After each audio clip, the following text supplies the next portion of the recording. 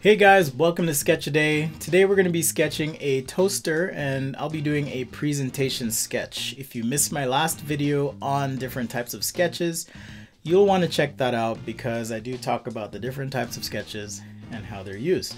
But before we begin, be sure to hit that subscribe button, turn on alerts, come say hi on Instagram. I am at sketchaday.com.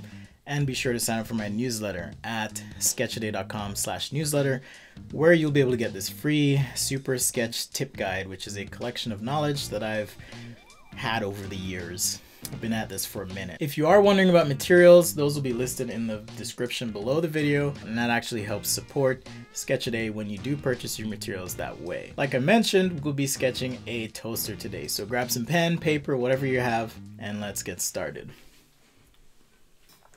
I have here some marker paper and a few markers, a few other things we're going to be using. We'll even be using some gouache paint as well. And to start, I'm going to kind of sketch out a general form for my toaster. So I'm imagining that this toaster is a little bit below my eye level, so I'm going to sketch this in a somewhat top-down view. And with that, we'll just start by sketching out a frame for what we want to do here. Simple wireframe, 3-point perspective, okay? Meaning the vertical lines are converging down to a point and my lines to the right and left seem to converge to another point. So I want the top of my toaster to be curved. So the first thing I'm going to do is just draw a simple curve, okay? Just like that from these 2 points. And I kind of want this front edge to be a little curved as well, like so.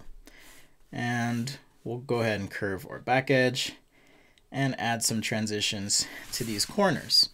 I also want to map out the slots for my bread, like so, and generally just trying to follow the curve and the placement of the first slot and the overall surface geometry that I've established. Now the bottom I want to be a little bit rounded. So rounding this far corner here, I'll round this corner like so, and I'll round this front corner.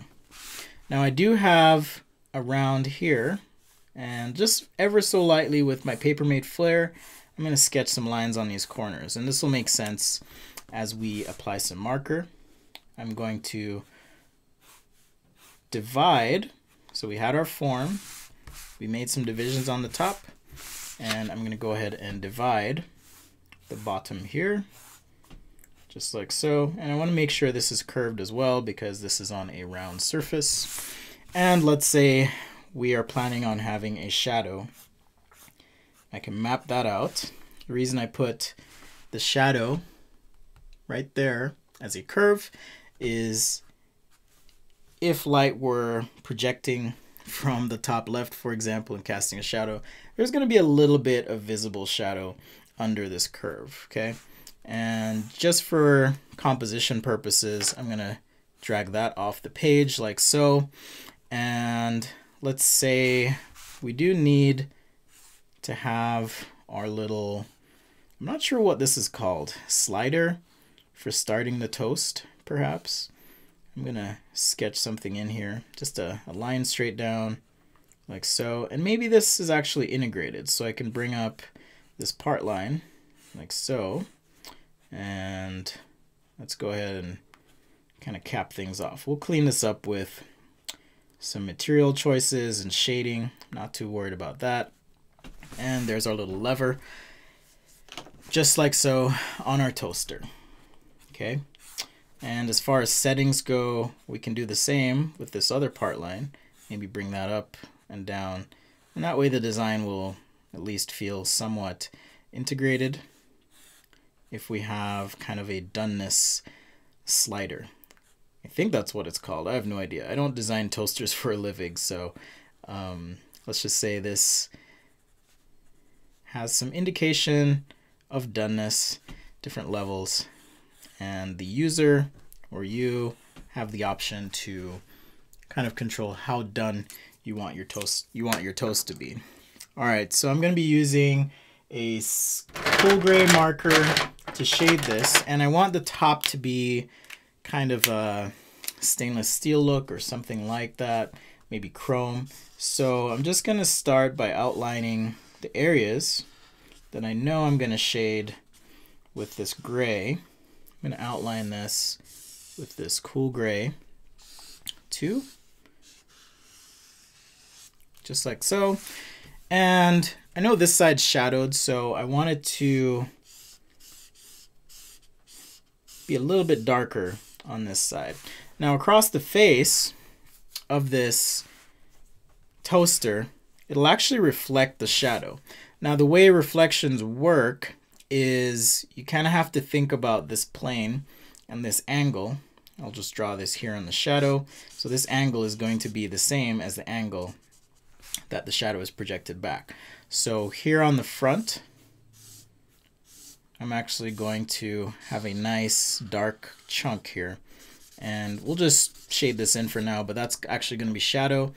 And I want there to also be kind of some artifacting, right? If this is chrome, but I like the idea of the shadow being pretty distinct. So this is going to be kind of the guide for how I shade the front of my toaster. Now coming into this edge, I want there to be a light light next to my dark dark. So the gradient I use, I'm gonna leave a little bit of white on this corner, and then on the top I want the light light to be here and the dark dark to be on the back. And dark dark is, it's not saying that it's going to be the darkest tone in a drawing, but rather I want there to be some contrast between these two surfaces. If you take a minute and look around the room, any room that you're in, you'll notice that when you have two surfaces meeting each other, they tend to have a difference in contrast between them. And that's what I'm trying to mimic right here. So this is just a 40% gray marker, and I'm just going to shade in the bottom of the toaster, as well as these kind of part breaks or areas that flow into the top, because I want to show that these are perhaps a different material. So if it's something that is more matte, I'm not really going to be as concerned with reflections here, but rather try to capture more of a texture when it comes to the appearance of this section. But that's enough for now. I can leave that like so. Let's go ahead and also shade in where the toast goes, which is in these slots here. And let's start with a 40% gray, and I'll show you why. I want to show some thickness to the top and not have it be completely just one line. So by doing a 40% gray, I'm saying that the surface direction changes from top to side, but also I am showing that after the surface changes, we're now going into the toaster portion here.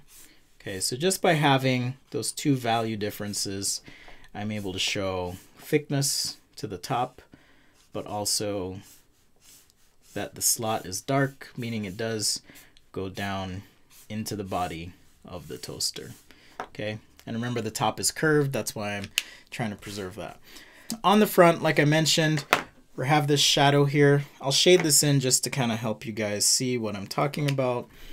So I'm using a C10. I like to use the C10 where possible because it does give me a little bit of headroom in terms of making some things a little darker if I need to.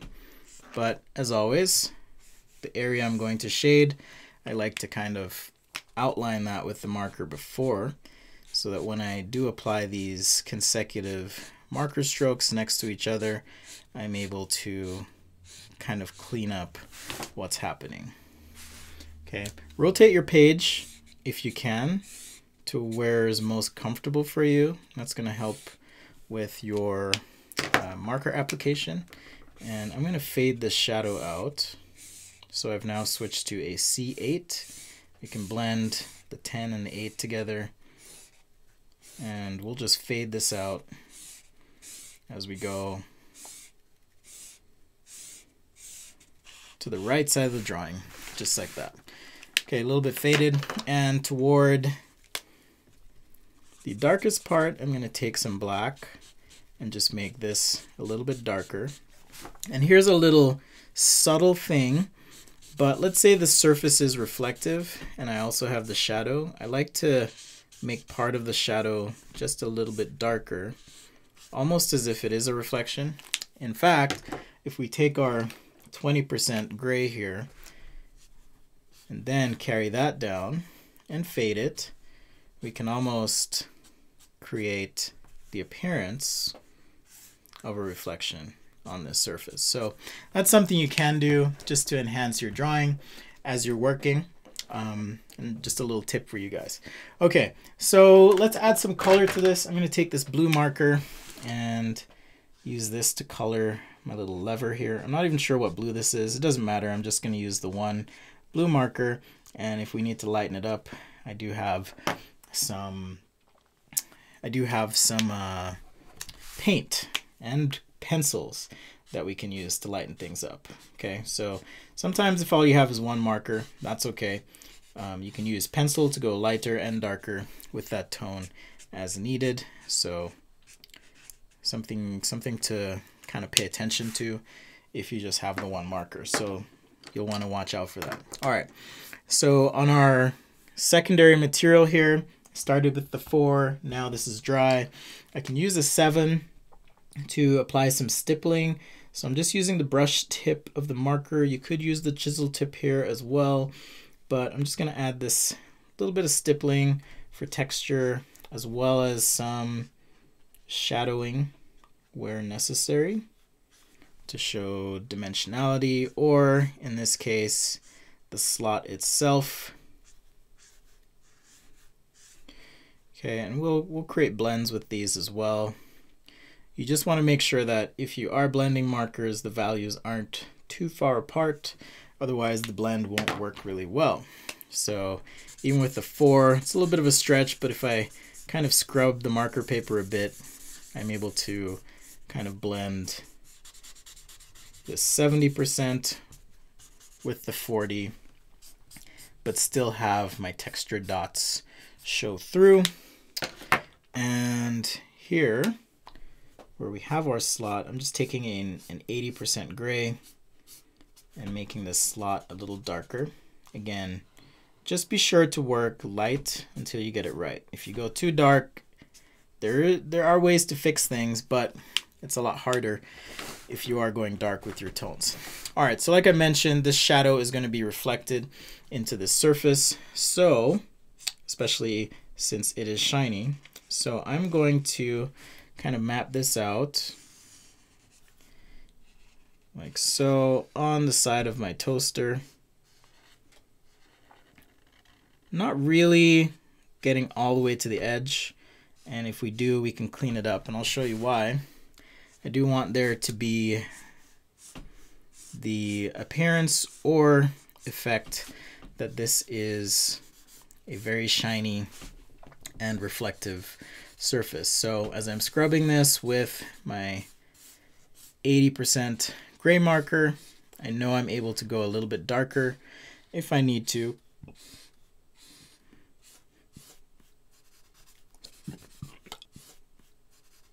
And so having that extra headroom is pretty useful. Okay. So in case you're wondering, hey, why did he start with 80%?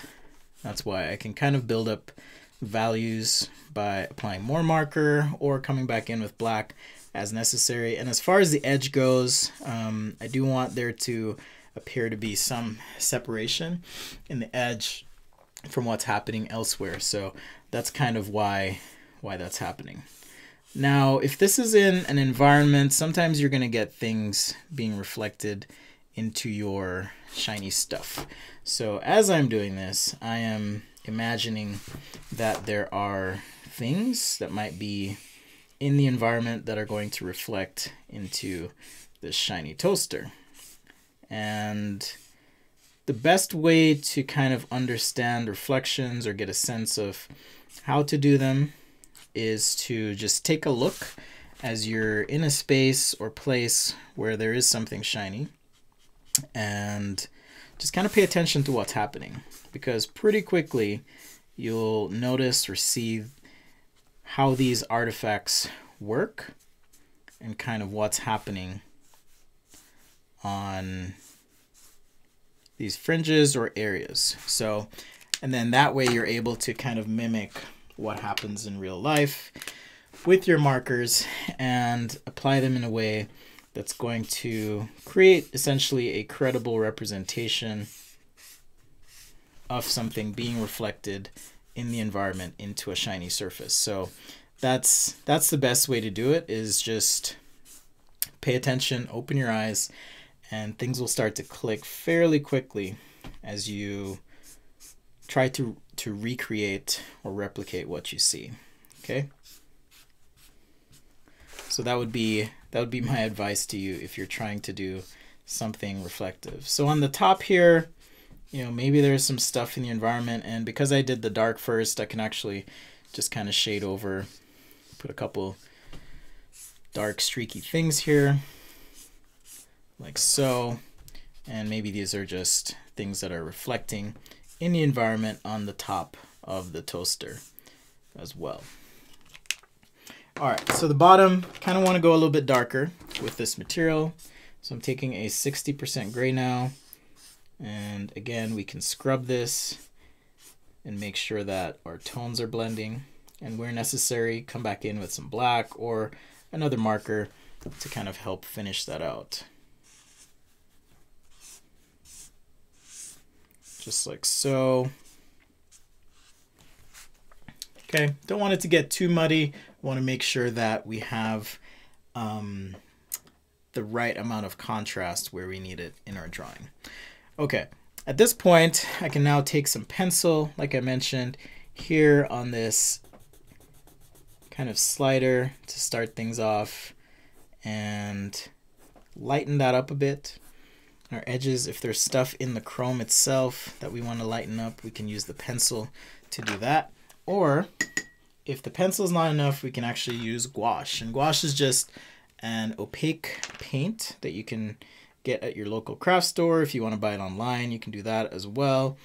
And just by applying a little bit of gouache on some of these edges, or even on the top, sometimes it kind of helps your tones on the top of your page. So it's something you can do. Just put a nice little glob down, blend that in. You do want to make sure that if you are applying the gouache, that you're not planning on putting marker on top, because it'll actually kind of gum up your marker a bit. So you'll want to just pay attention to that.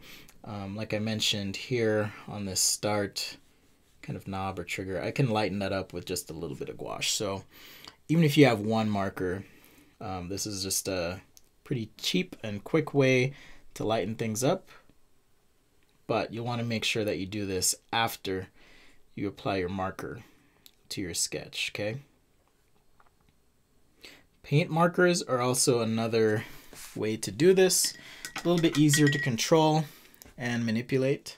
So if you do prefer that, or something like this jelly roll, I can come in and add just some white to these part lines, which is going to help things pop. Or I can use it to kind of enhance the texture of this bottom portion of the toaster just by stippling a little bit. Okay, and concentrated stippling is going to attract a bit more attention, so you'll want to be judicious about where you use it and what you do, but pretty handy if you are trying to just lighten up or add some texture to your sketch. So we've got our reflection there. We've got our main reflection of the shadow. Like I mentioned, since I did start with the 80% gray, I can actually come in with some black and darken up some of these lines if necessary. On the inside where the bread goes as well, I can go a little bit darker with my black, like so. And this should help clean things up a little bit as well on the outline of the sketch. You can take that black marker and clean up, but here I just want to make sure this main reflection of the shadow is really popping. Okay, so let's just shade this in.